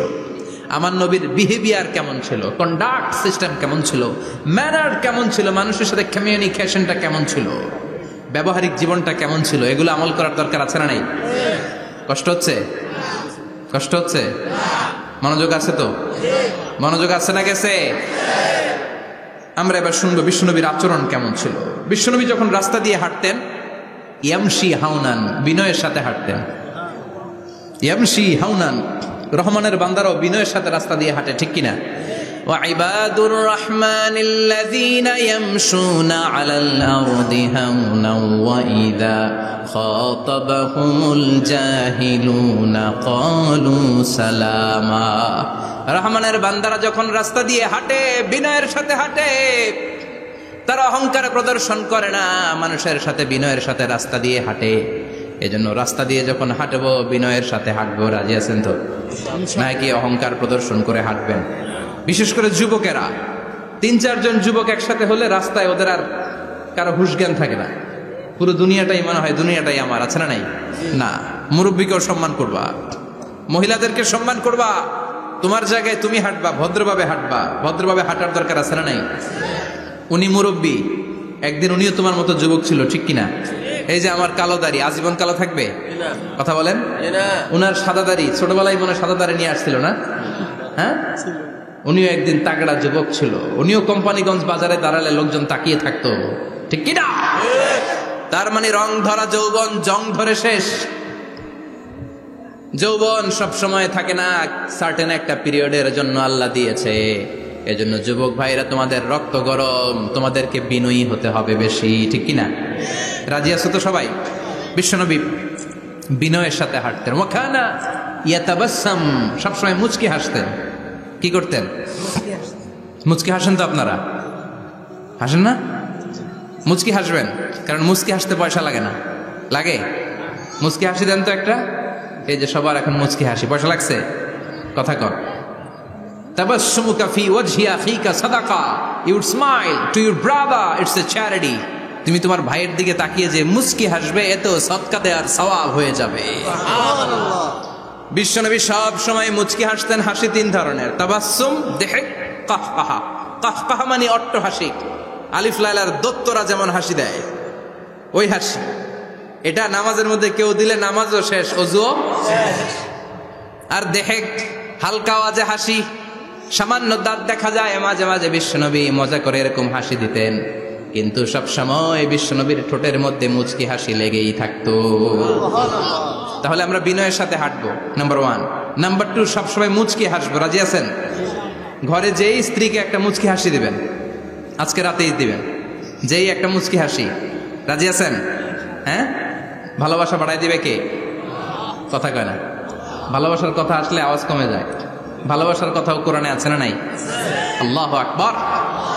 আল্লাহ দাম্পত্য জীবনের ভালোবাসা তুমি বাড়িয়ে দাও, আমিন। ইযাল তাফাতা ইলতাফাতা জামিআন, ইযাল তাফাতা ইলতাফাতা জামিআন। বিশ্বনবীর যদি ডানে বায়ে কোথাও তাকানোর দরকার হতো, উনি 8 চোখে তাকাতেন না। অনেকে এইভাবে বসে আছে, ডানে এমনে তাকায়, এমনে আছে না নাই? এইভাবে এমনে তাকায়, আছে না নাই? এভাবে তাকানো যাবে না। বিশ্বনবী ডানে তাকানোর দরকার হলে ইলতাফাতা জামিআন, অ্যাবাউট টার্ন, ঘুরে যেতেন, ঘুরে এইভাবে তাকাতেন। আবার বায়ে তাকানোর দরকার হলে বুকটা নিয়ে, শরীরটা নিয়ে ঘুরে যেতেন, এইভাবে তাকাতেন। সুবহানাল্লাহ পড়বেন না? 8 চোখে তাকানো কি ভালো স্বভাব? বিশ্বনবী ইদাল তাফাতা ইলতাফাতা জামিআন, যেদিকে তাকাবেন ওদিকে ফুললি মনোনিবেশ করতেন, তারপরে তাকাতেন। সুবহানাল্লাহ পড়েন। সুবহানাল্লাহ। ওয়া কানা মুস্তাহিয়ান, লাজুক ছিলেন, বেশ লাজুক। এখন সমাজে লাজুকতা নাই, লাজ শরম আমরা হারাতে বসেছি, ঠিক কিনা? বিশ্বনবী আসাদ্দ হায়াআন মিনাল আযরা ফি খিদরিহা, যেই মেয়েদের বিয়ে হয় নাই, এমন ভার্জিন নারী, কুমারী নারী যারা পর্দার ভেতরে অনেক লাজুক হয়ে বসে থাকে, বিশ্বনবী পর্দার আড়ালে ওই কুমারী নারীদের চাইতেও বেশি লাজুক ছিলেন। এত লাজুক ছিলেন, এত লাজুক ছিলেন, লজ্জা পেলে চেহারাটা বিশ্বনবী লাল হয়ে যেত। ছোট্টবেলায় হালিমাতুস সাদিয়ার বাড়িতে যখন দুধ খেতে গিয়েছিলেন, বিশ্বনবীর দুধমা হালিমাতুস সাদিয়া বলে, এই কুরাইশি মোহাম্মদ ছেলেটাকে কখনো কাঁদতে দেখি নাই। ক্ষুধা লাগলেও কাঁদে না, ব্যথা পেলেও কাঁদে না, শুধু লজ্জাস্থানের জায়গা থেকে কাপড়টা একটু সরে গেলে ছোট্ট মোহাম্মদ চিৎকার দিয়ে ওঠে। কি বোঝে সে? ক্ষুধা লাগলেও কাঁদতো না, ব্যথা পেলেও কাঁদতো না, লজ্জাস্থানের জায়গা থেকে কাপড় সরে গেলে বিশ্বনবী চিৎকার দিয়ে উঠতেন। সুবহানাল্লাহ পড়েন। এজন্য লজ্জা শরমের দরকার আছে না নাই? ইযা লাম তাস্তাহি ফাসনা মা শিতা, যদি লজ্জা শরম না থাকে যা মন চাই তাই করতে পারো। এটা আমাদের বাংলাদেশে ব্যাপক, লাজ শরম কিচ্ছু নাই। এজন্য লাজুকতার বড় দরকার। যেখানে যার বসা দরকার সে সেখানে যাবে। কিয়ামতের আগে যেই লোক যেই চেয়ারে বসার দরকার ওই লোক ওই চেয়ারে বসবে না। এটা হলো কিয়ামতের আলামত। জোরে কোন ঠিক কিনা? সভাপতি হওয়ার যোগ্যতা নাই, সভাপতি হয়, আছে না নাই? সেক্রেটারি হওয়ার যোগ্যতা নাই, সেক্রেটারি হয়, এরকম সমাজে আছে না নাই? নেতা হওয়ার যোগ্যতা নাই, নেতা হয়, আছে না নাই? সবগুলো কিয়ামতের আলামত। আমার বিশ্বনবী এমন লাজুক ছিলেন, বিশ্বনবীর মতো এমন লাজুক নবী আর কেউ ছিল নাকি? কথা বলেন। ওয়া কানা আসহাবুল মাইমানা, বিষ্ণুনবী ডানপন্থী ছিলেন। কি পন্থী? কি পন্থী? মুষ্টিবদ্ধ ডান হাতটাকে এরকম উপরের দিকে করেন আর চিৎকার করে বলেন বিশ্বনবী কোন পন্থী ছিল? আমরা কোন পন্থী? জান্নাতে কারা ঢুকবে? কোন বামপন্থীর স্থান জান্নাতের ভেতরে হবে? চিৎকার করে বলেন কোন নাস্তিক জান্নাতে ঢুকতে পারবে? এজন্য নবীদের মতো ডানপন্থী হতে হবে, যেরকম ঠিক কিনা? বিশ্বনবী সব ভালো কাজগুলো ডান দিক দিয়ে করতে পছন্দ করতেন। জামা পরলে ডান দিক দিয়ে, খাবার বিতরণ করলে ডান দিক দিয়ে, মুসাফা করা শুরু করলে ডান দিক দিয়ে ভালো কাজ বিশ্বনবী পছন্দ করতেন। সুবহানাল্লাহ পড়েন। আসহাবুল মাইমানা, বিশ্বনবী মেহমানদারি করতে পছন্দ করতেন। আমরা করি তো? মেহমানদারি করান? মেহমান ঘরে আসলে ভালো লাগে? খারাপ লাগে কার কার দেখি? সবার ভালো লাগে, কিন্তু আমরা অনেকে খুশি হই না। মেহমান আসলে নাখোশ হই, নিজে খাইতে পাই না। মেহমান আইছে কে? খাওয়ামু করতে, খাওয়ান নাই, যেন ও খাওয়ান বানাইছে। খাওয়ান পাঠায় কে? আল্লাহ। রিজিক দেয় কে? আল্লাহ। গোটা বিশ্বের সবাই মিলে আমরা একটা চাল বানাতে পারবো নাকি? ও মিয়া চাইনিজ চাউল না, চাইনিজ ডিম না, ওগুলা সবাই পারে, ঠিক কিনা? আল্লাহর বানানো ন্যাচারাল চাল, গাছের মধ্যে হওয়া যেই চাল, ধান আল্লাহ তৈরি করেছে, এরকম ধান, এরকম একটা পেয়ারা, এরকম ছোট্ট একটা কমলার টুকরা গোটা বিশ্বের সবাই মিলে বানাতে পারে নাকি? এজন্য রিজিকের মালিক কে? মেহমান আপনার রিজিকে ভাগ বসাতে আসে না, সে তো তার রিজিক নিয়ে আসে, সে আরো এসে আপনার রিজিকে বরকত ঢুকিয়ে দিয়ে যায়। চিল্লা এখন ঠিক কিনা? কারণ আমরা বরকতে বিশ্বাসী।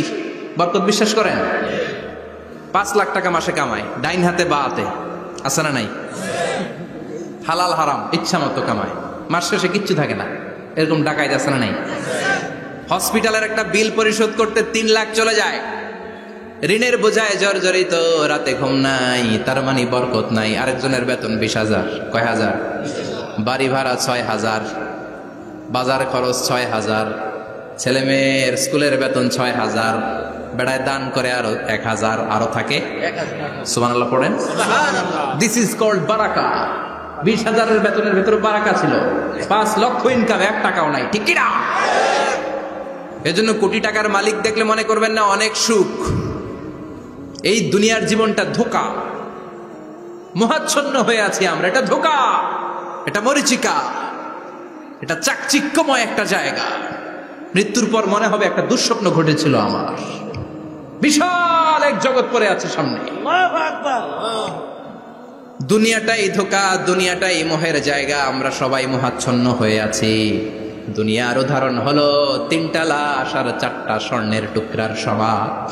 3 জন যুবক কাজের জন্য বেরিয়েছে, পথিমধ্যে 4টা স্বর্ণের টুকরা পেয়েছে। যুবক কয়টা? স্বর্ণ পাইছে কয়টা? মহা খুশি, খুশিতে বাকবাকুম। 4টা স্বর্ণের বড় বড় টুকরা পেয়েছে। আমরা আজীবন খেলে বসে খেয়ে যেতে পারবো, কিচ্ছু লাগবে না আমাদের। 3 বন্ধু বলে ভাগ করি, আরেকজন বলে ক্ষুধা লাগছে। একজন যা বাজার থেকে রুটি কিনে নিয়ে আয়, খাওয়ার পরে ভাগ করবো। একজন রুটি কিনতে গেল, শয়তান 2টারে বুঝায়, ওইটারে মারতে পারলে ভাগ বটোয়ারা সহজ হবে। তোরা 2 জন স্বর্ণ 4টা, তুই নিবি 2টা, ও নেবে 2টা। হিসাব সহজ না? 2 বন্ধু প্ল্যান করছে, ওইটারে মাইরা তুই 2টা, আমি 2টা। যেটা রুটি আনতে গেছে প্ল্যান করেছে, রুটির মধ্যে বিষ মিশায় নেই। কি মিশাবো? বিষ। তাহলে বিষ খাওয়া রুটি খেয়ে ওই 2টা সে সব পাবে, আমি পাবো। ভাগাভাগির কিছু নাই, সব যাবে আমার কাছে। 4টা স্বর্ণের টুকরার মালিক আমি। রুটির মধ্যে বিষ মেখে নিয়ে এসেছে। ওই 2 বন্ধু প্ল্যান অনুযায়ী ওইটারে ধরে মেরে ফেলছে। এবার মহা খুশি। এক বন্ধু কয়, এবার তো ভাগ বটর আর কিছু নাই, তুই 2টা, আমি 2টা, আগে খাইয়া লইস। আগে খাওয়ার পরে এই 2টাও নাই।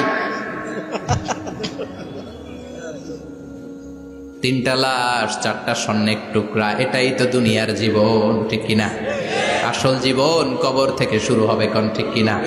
একদিন মাটির ভেতরে হবে ঘরে মন আমার, কেন বাঁধো দালান ঘরে মন আমার, কেন বাঁধো দালান ঘর, ঠিক কিনা? দুনিয়ার জীবন আসল জীবন না, এটা মরিচিকা, এটা ধোঁকা, এটা মোহ, এটা শয়তানের চাকচিক্য। আসল জীবন কবরের জীবন। আসল জীবন সামনে পড়ে আছে, এজন্য বরকতে বিশ্বাস করি আমরা, ঠিক কিনা? ল্যান্ড ক্রুজার দাপিয়ে বেড়ায়, বড় বড় টাওয়ারের মালিক, অনেক সম্পদের মালিক। এটা দেখেই মনে করবেন না অনেক সুখে আছে, ঘরে যেয়ে দেখেন কোনো সুখ নাই, ঠিক কিনা? সাধারণত টাকা যার বেশি দুঃখ তার বেশি, টাকা যার কম সুখ তার বেশি। সুবহানাল্লাহ পড়েন। আল কানাআতু মিনাল ইসলাম। এজন্য আমার শ্রমিক ভাইয়েরা, আপনাদের এক পা জান্নাতে এমনি ঢুকে আছে।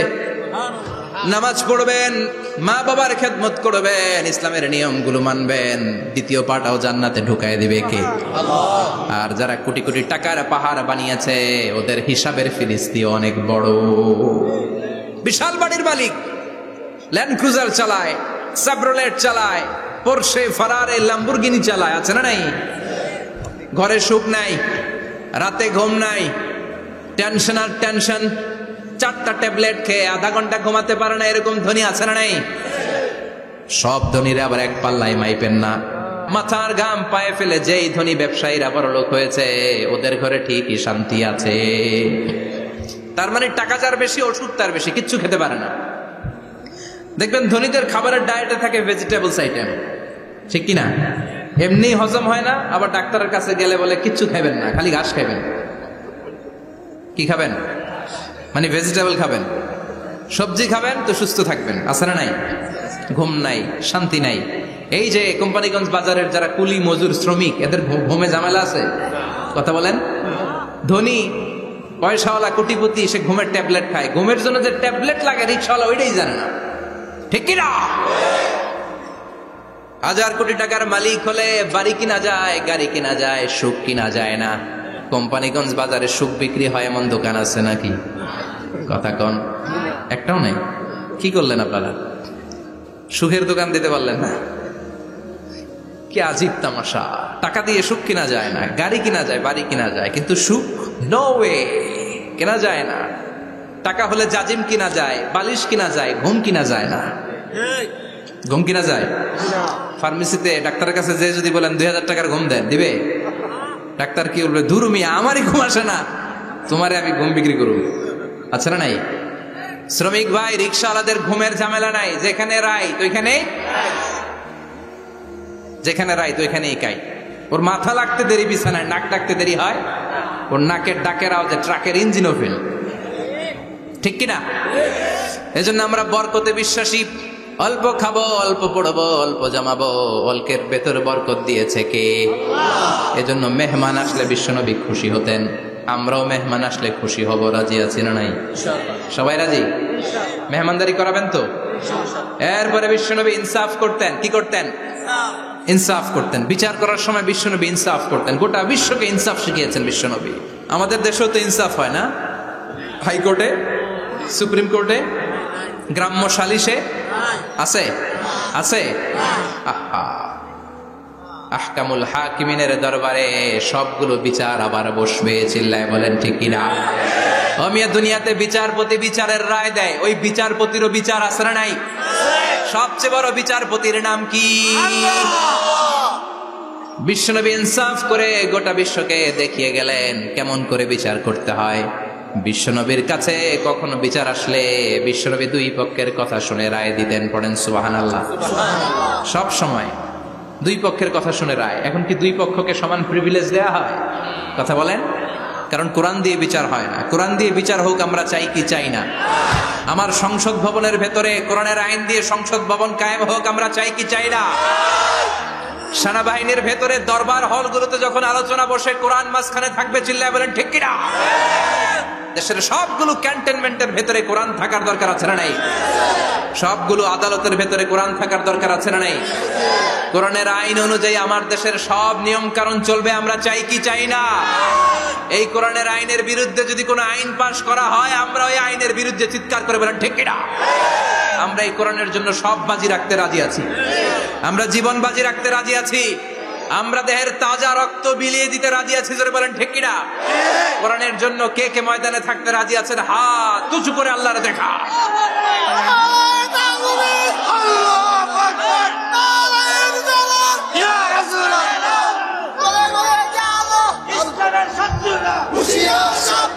ইসলামের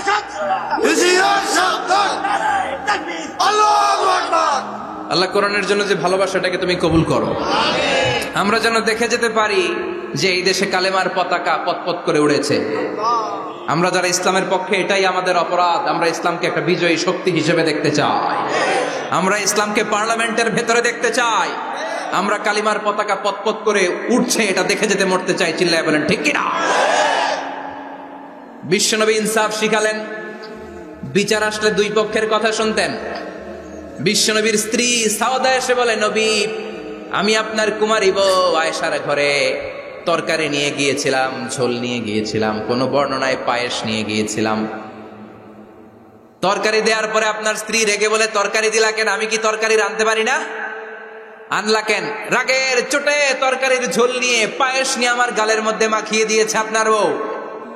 আপনি তো শ্রেষ্ঠ বিচারক, ও নবী বিচার করে দেন। দুই বউয়ের মধ্যে ঝগড়া আছে না নাই? বিশ্বনবী সাউদার কথা শুনলেন, মা আয়েশাকে ডেকে পাঠালেন। মা আয়েশারে বললেন, ও আয়েশা, আসলে এমনটা করেছো নাকি? মা আয়েশা বলে, নবী, তখন আমার মেজাজটা বড্ড গরম ছিল, রাগের মাথায় ঝোল নিয়ে আমি সাউদার মুখে লাগিয়ে দিয়েছি। আসলে কাজটা ঠিক হয় নাই, আমারে ক্ষমা করেন। বিশ্বনবী দুইজনের কথা শুনে ঠান্ডা হয়ে বসলেন। সুবহানাল্লাহ। একজনের কথা শুনে রায় দেয় নাই, ঠিক কিনা? দুইজনের কথা শুনে বিশ্বনবী বললেন, আমার আদালতের রায় হচ্ছে কিসাস, টিট ফর ট্যাট। যেমন করেছো তেমন, ঘুষি মারলে ঘুষি, গুতা মারলে গুতা, ঠেলা মারলে ঠেলা। আচ্ছা না নাই? সাউদাকে যেমনি তুমি পায়েস মাখিয়ে দিয়েছ, সাউদাও পায়েসের বাটি থেকে কিছু পায়েস নিয়ে আয়েশার গালে মাখো। সুবহানাল্লাহ পড়েন। সাউদাও বিশ্বনবীর রায় অনুযায়ী বাটি থেকে পায়েসের ঝোল নিয়ে মা আয়েশার গালের মধ্যে মেখে দিলেন। মা আয়েশা কি আর করবেন, হেসে দিলেন। সাইয়েদাতুনা সাউদাও হাসলেন, বিশ্বনবীও হাসলেন। আরশের উপর থেকে খুশি হয়ে গেল কে? আল্লাহ। এজন্য কোরআন দিয়ে যদি, কোরআনের নিয়ম দিয়ে যদি, বিশ্বনবীর শেখানো পন্থায় যদি বিচার হয়, ওই বিচারের মধ্যে ইনসাফ থাকবে, জুলুম থাকবে না। ওই বিচারের মধ্যে কোনো স্কাইপি কেলেঙ্কারি হবে না। আমাদের টেলিফোনের ফোনালাপ ফাঁস হয়ে যায়, স্কাইপি ফাঁস হয়ে যায়, অনেক ঝামেলা হয়ে যায়, আছে না নাই? এরপরেও জনগণের চোখ খোলে না। আল্লাহ তুমি চোখ খোলার তৌফিক দাও, সহি সমঝ দান করো, পড়ে না আমিন। বিশ্বনবী ইনসাফ করতেন। বনু মাখজুমিয়া গোত্রের এক মহিলা চুরিতে ধরা পড়ল। কিসে ধরা পড়ল? কথা বলেন। চুরিতে। চুরি করলে নিয়ম কি? লাউ চুরি করলে, আম চুরি করলে, কলা চুরি করলে হাত কাটা যাবে না, এটা বড় চুরি। সুবহানাল্লাহ। উমরে ফারুক বলেছেন, দুর্ভিক্ষের বছরে কেউ যদি চুরি করে তার হাত কেটে দেয়া যাবে না, কারণ এটা অভাবের চুরি, এটা স্বভাবের চুরি না, ঠিক কিনা? ঘরে খাবার নাই, পেটে দানা পানি নাই, লাউ চুরি করছে, মুরগি চুরি করছে, এই চোরের হাত কেটে দিও না, কারণ সে ক্ষুধার্ত, পেটে খাবার আছে, গায়ে জামা আছে, সমাজে সম্মান আছে, তারপরেও পুরো দেশটা খেয়ে ফেলতে চায়, এরকম ডাকাত আছে না নাই? দেশের টাকা পাচার করে, ব্ল্যাক মানি করে, এরকম ডাকাত আছে না নাই? ঘুষ খেতে খেতে পেটটা এরকম হাতির মতো মোটা করেছে, এরকম ডাকাত আছে না নাই? দেশের সবকিছু লুণ্ঠন করে, এরকম আছে না নাই? এই ডাকাতদের হাত কাটার মধ্য দিয়ে হাত কাটার প্রোগ্রাম শুরু করতে হবে। এরকম একটা ডাকাতের হাত কেটে যদি দেশের গভর্নমেন্ট বাইতুল মোকাররমে জুমার নামাজের সামনে লাইভ সম্প্রচার করে, সারা বাংলাদেশের 18 কোটি মানুষ যদি দেখে, আর কেউ চুরি করবে? চুরি করার আগে 3 বার লাভ দিবে, যেরকম ঠিক কিনা? বনু মাখজুমিয়া গোত্রের এক নারী চুরিতে ধরা পড়ল। ভেরি প্রেস্টিজিয়াস এন্ড ডিগনিফাইড ফ্যামিলির মেয়ে। এলাকায় সম্ভ্রান্ত কিছু ফ্যামিলি থাকে না, এরকম বড় ফ্যামিলির মেয়ে। সব সাহাবারা বলল, এখন যদি নবী হাত কেটে দেয় মদিনাতে তো মারামারি হবে। ওসামা বিন যায়েদকে বলল, ওসামা, তুমি বিশ্বনবীর সবচেয়ে প্রিয় পাত্র, হুব্বু রাসূলিল্লাহ, তুমি যাও বিশ্বনবীরে বলো হাত যেন কেটে না দেয়। ওসামা যে বলে, নবী গো, সব সাহাবারা বলেছে এই মেয়ের হাত কাটলে মদিনায় ঝামেলা হবে, হাত কেটে দিয়েন না। এই কথা শুনে বিশ্বনবীর চেহারাটারে লাল করে দিল কে? বিশ্বনবী বললেন, ওসামা, কোত্থেকে এত বড় স্পর্ধা পেলি রে তুই? ওসামা, এই আইনটা তো আমি বানাই নাই, আরশের উপর থেকে এই আইনটা নাজিল করেছে কে? আল্লাহ। আস-সারিকু ওয়াস-সারিকাতু ফাকতাউ আইদিয়াহুমা জাযাআম বিমা কাসাবা নাকালাম মিনাল্লাহ ওয়াল্লাহু আজিজুন হাকীম। সুবহানাল্লাহ পড়েন। If anyone steal something very precious from the society, from house, the government should cut down his right hand. দামি কিছু চুরি করলে গভর্নমেন্ট কাটবে, আমরা কাটতে পারবো? এটা সরকারের কাজ, সরকার ডান হাত কেটে দিবে। ওসামা, এটা আল্লাহর আইন। কেমন করে আল্লাহর আইনে তুমি সুপারিশ করতে আসো? কোন বনু মখজুমিয়া গোত্রের মেয়ে? ওই মেয়ে তো দূরের কথা, আমার কলিজার টুকরা ফাতেমাও যদি চুরি করে, আমি রামদানিয়ে ফাতেমার ডান হাতটা এক কোপ দিয়ে কেটে দিতে এক মুহূর্ত দেরি করব না রে ওসামা। জাস্টিস, ইনসাফ শিখে না। কেমন করে প্রতিষ্ঠা করেছে বিশ্বনবী, চিৎকার করে বলেন ঠিক কিনা? এগুলো হচ্ছে বিশ্বনবীর অভ্যাস, আচরণ। বিশ্বনবী ধীরস্থির ভাবে কথা বলতেন, তাড়াহুড়ো করতেন না। সাহাবারা বলতেন বিশ্বনবী যখন কথা বলতেন প্রতিটা শব্দ আলাদা করা যেত, প্রতিটা অক্ষর আলাদা করা যেত। আল্লাহু আকবার। আবার জরুরি কোনো কথা যখন বিশ্বনবী বলতেন ওইটাকে 3 বার বিশ্বনবী রিপিট করতেন। কয়বার? 3 বার। কারণ জরুরি। কারণ কি? যেন না ভুলে যায়, ভুল যেন না হয়, 3 বার বলতেন। বিশ্বনবী একবার তাকওয়া নিয়ে ওয়াজ করতেছিলেন আর বলছিলেন তাকওয়া হা হুনা হা হুনা হা হুনা। তাকওয়া এইখানে এইখানে এইখানে। কয়বার বললেন? কারণ তাকওয়ার ওয়াজ কি কম গুরুত্বপূর্ণ নাকি বেশি গুরুত্বপূর্ণ? তাকওয়া মানে কার ভয়? যাদের হৃদয়ে আছে আল্লাহর ভয় তারা কবু পথ ভুলে যায় না। আল্লাহর প্রেম ছাড়া এই দুনিয়ায় কারো কাছে কোনো কিছু চায় না। ঠিক কি না? যাদের হৃদয়ে আছে আল্লাহর ভয় তারা কবু পথ ভুলে যায় না। আল্লাহর প্রেম ছাড়া এই দুনিয়ায় কারো কাছে কোনো কিছু চায় না। রাতের আধারে যারা সেজদাতে রয় দু চোখের শ্রুতে নদী যেন বয়। রাতের আধারে যারা সেজদাতে রয় দু চোখের শ্রুতে নদী যেন বয়। ছলনার হাতছানি যতই ডাকুক, ছলনার হাতছানি যতই ডাকুক, পেছনে ফিরেও সে তাকায় না। যাদের হৃদয়ে আছে আল্লাহর ভয় তারা কবু পথ ভুলে যায় না। আল্লাহর প্রেম ছাড়া এই দুনিয়া কারো কাছে কোনো কিছু চায় না। চিৎকার করে বলেন ঠিক কিনা? তাকওয়ার ওয়াজ করলেন, তাকওয়া মানে আল্লাহর ভয়। বিষ্ণুই বললেন তাকওয়া হা হুনা, তাকওয়া হা হুনা, তাকওয়া হা হুনা। তাকওয়া এই জায়গায়, তাকওয়া এই জায়গায়, তাকওয়া এই জায়গায়। যেহেতু এটা গুরুত্বপূর্ণ বিষ্ণুনবী 3 বার ইঙ্গিত করে বলেছেন। সুবহানাল্লাহ। বিষ্ণুই বলেন না তাকওয়া হা হুনা, তাকওয়া এইটা। বলেন না তাকওয়া হা হুনা, তাকওয়া এইটা। বলেন না তাকওয়া হা হুনা, তাকওয়া এইটা। জুব্বায় তাকওয়া, দাড়িতে তাকওয়া, টুপিতে তাকওয়া বলে নাই। তাকওয়ার আসল জায়গা হলো হৃদয়। এজন্য যাদের হৃদয়ে আল্লাহর ভয় আছে তারা কোনোদিন পথ হারাতে পারে। তাদেরকে সিরাতুল মুস্তাকিমের উপর দায়েম রাখে কে?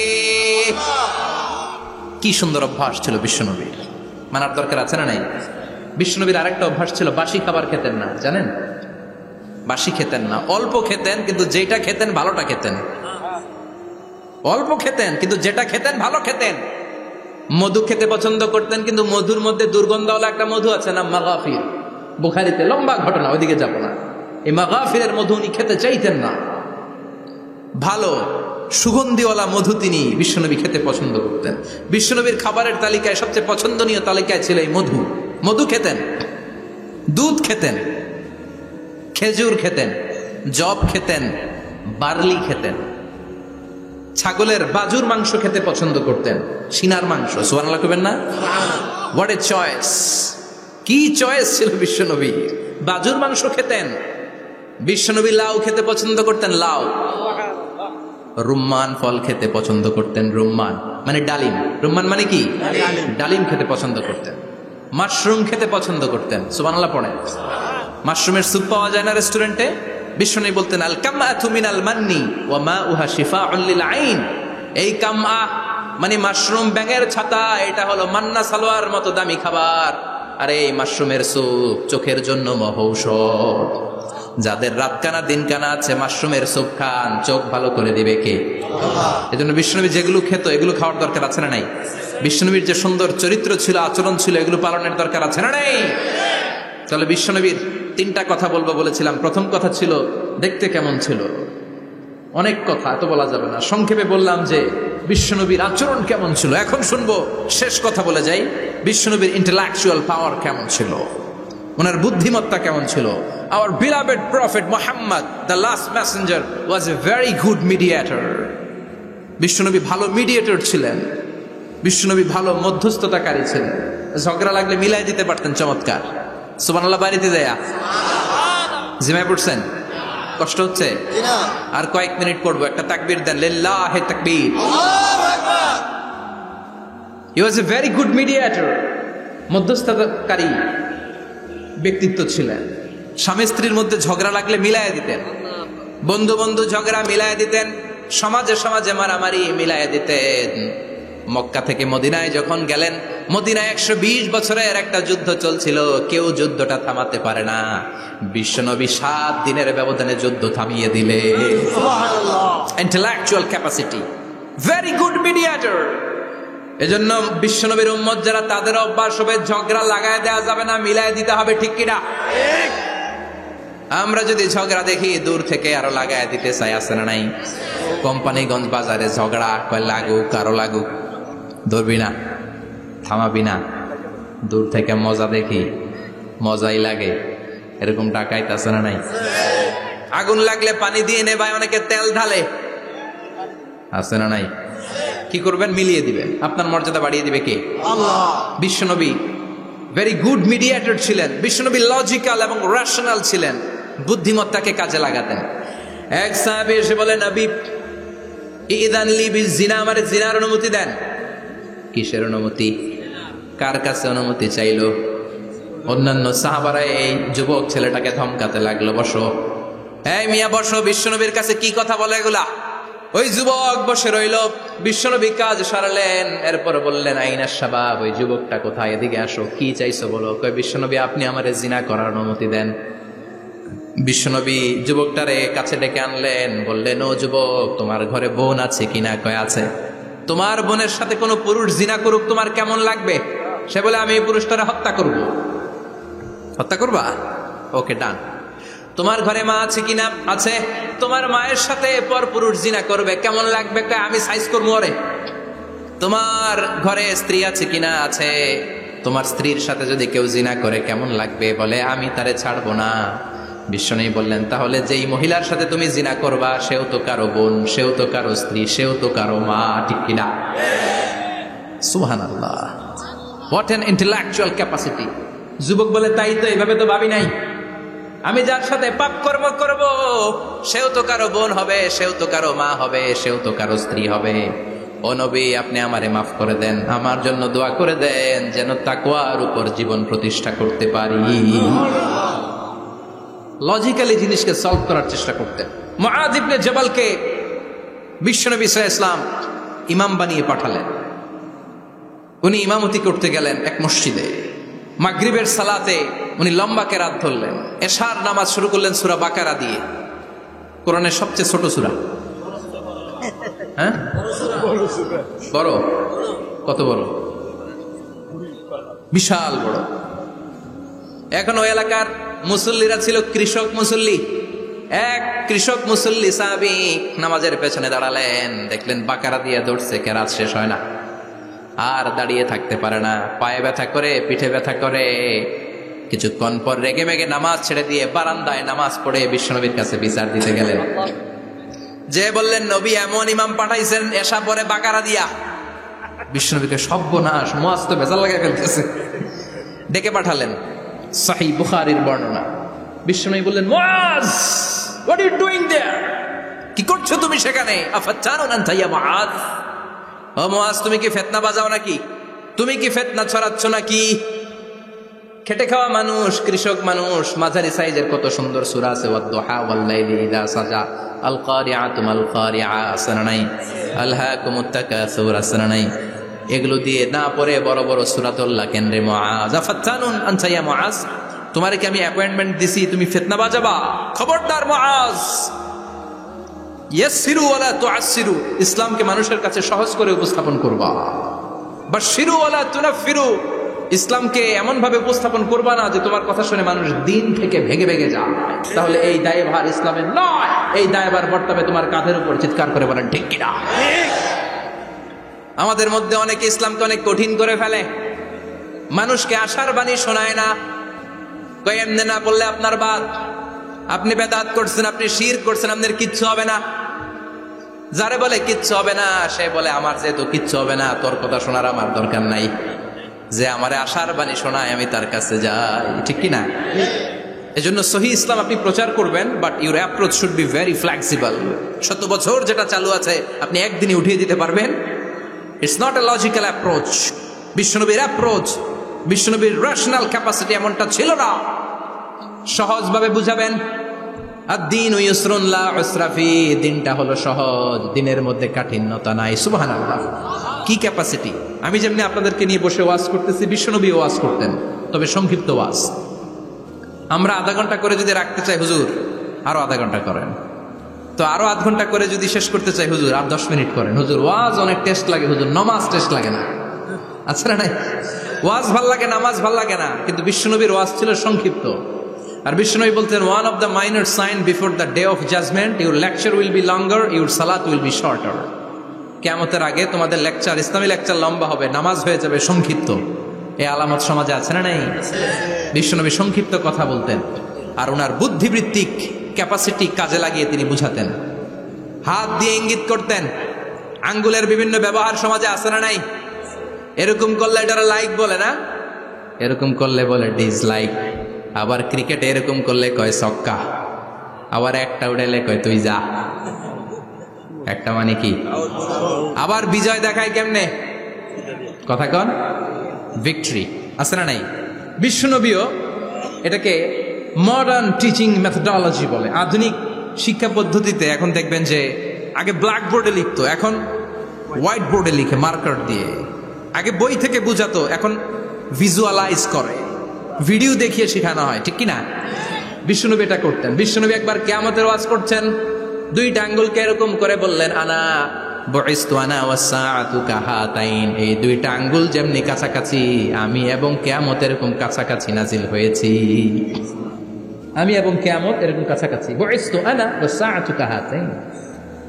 আবার বলতেন, আনা ওয়া কাফিলুল ইয়াতীমি কাহাতাইন, আমি এবং ইয়াতীমের রক্ষণাবেক্ষণকারী এই দুইজন জান্নাতে এরকম কাছাকাছি থাকবো। কোন সুবহানাল্লাহ। এরকম আঙ্গুল দিয়ে বিশ্বনবী বুঝাতে চাইতেন। আবার মাটির মধ্যে খেজুর গাছের ডালা দিয়ে লম্বা একটা দাগ টানলেন, ডানে বায়ে অনেকগুলো দাগ টানলেন। সাহাবারা বললেন, এটা কি? বিশ্বনবী বললেন, এই যে দাগটা দেখলা, এই দাগটার নাম হলো সিরাতুল মুস্তাকিম। চিল্লায় বলেন, এই দাগটার নাম কি? সিরাতুল মুস্তাকিম। আর ডানে বায়ে ছোট ছোট যে দাগগুলো দিলাম, এগুলো হলো সুবুলুশ শায়তান, শয়তানের রাস্তা। সিরাতুল মুস্তাকিমে উঠলে শয়তানের রাস্তা থেকে অনেক হাতছানি আছে না নাই? ডানে বায়ে তাকানো যাবে না। সিরাতুল মুস্তাকিমে যে তুমি উঠেছ, চলতে থাকে বা চলা শুরু হলো দুনিয়াতে, শেষ হয়ে যাবে জান্নাতে। সুবহানাল্লাহ। বিশ্বনবী মাঝে মাঝে বোঝানোর জন্য প্রশ্ন করতেন, কারণ প্রশ্ন ছুড়ে দিলে মানুষের মধ্যে জানার আগ্রহ বাড়ে না কমে? কথা বলেন। আমি যদি একটা প্রশ্ন করি আর বললাম উত্তর দেন, কেউ পারতেছে না, একটু ঠেকা ঠেকা ভাব, ঠেকে যাচ্ছেন, তখন হুট করে উত্তরটা বললে এটার জীবনে ভুলবেন না, ভুলবেন? কারণ ওই যে ঠেকছেন, শিখছো কোথায়? ঠেকছি যেথায়, ঠিক কিনা? বিশ্বনবী প্রশ্ন করতেন। বিশ্বনবীর এই প্রশ্নটা বলে শেষ করছি। বিশ্বনবী সাহাবাদের মাঝখানে ওয়াজ করতেছেন আর বলতেছেন, ইন্না মিনাশ শাজারি শাজারা লা ইয়াসকুতু ওয়ারাকুহা মাসালুহু কামাসালিল মুসলিম। বললেন, আমাদের এই ভূখণ্ডে এমন একটা গাছ আছে, যেই গাছের পাতা ঝরে না, এই গাছের দৃষ্টান্ত মুমিনের দৃষ্টান্তের মতো। বলো তো গাছটা কি? কে জানো? কেউ কথা কয় না। কি গাছ? কি গাছ? কেউ কথা কয় না, কেউ বলতে পারে না। কেউ বলে শাজারাতুল বাওয়াদি, ওই ক্যাকটাস গাছ, পাহাড়ি গাছ, ওই গাছ, সেই গাছ, কেউ বলতে পারে নাই। বিষ্ণু বললেন কেউ পারো নাই, সঠিকটা শুনে নাও, ইন্নাহা নাখলা, এটা খেজুর গাছ। সুবহানাল্লাহ পড়ে। সাহাবীরা ভাবছে এটা তো ঘরের পাশে আছে, এটা মনে কয় নাই। সব ঘরের চিপায় আরব দেশে খেজুর গাছ, সাহাবারা ভাবছে এটা তো ঘরের গাছ, এটা মনে হয় জিজ্ঞেস করে না, এজন্য দূরে দূরে চিন্তা করছে। কোন সুবহানাল্লাহ। সব সাহাবীরা বাড়িতে ফিরে গেলেন। উমরে ফারুক ওনার ছেলে আব্দুল্লাহ ইবনে উমরও গেল। আব্দুল্লাহ বলে, আব্বা বিষ্ণুনবী যে জিজ্ঞেস করেছিল বলো তো কোন গাছের পাতা ঝরে না, যে গাছের দৃষ্টান্ত মুমিনের দৃষ্টান্তের মতো, আপনারা কেউ পারেন নাই, আমি কিন্তু জানতাম এটা খেজুর গাছ। ওমরে ফারুক বললেন, বেটা কইলি না কেন? কইতে পারলে নবীর সামনে আমার কলিজাটা এত বড় হয়ে যেত। আমার কলিজার টুকরা ছেলে পেড়েছে, কেউ পারে নাই। আব্দুল্লাহ বলে, বাপসাস আপনারা কেউ পারেন না, আমি কই কেমনে? শরম লাগছে, শরম। সুবহানাল্লাহ কইবেন না? QA session, questioning answering session করে বিশ্বনবী সাহাবাদেরকে শিখাতে চাইতেন।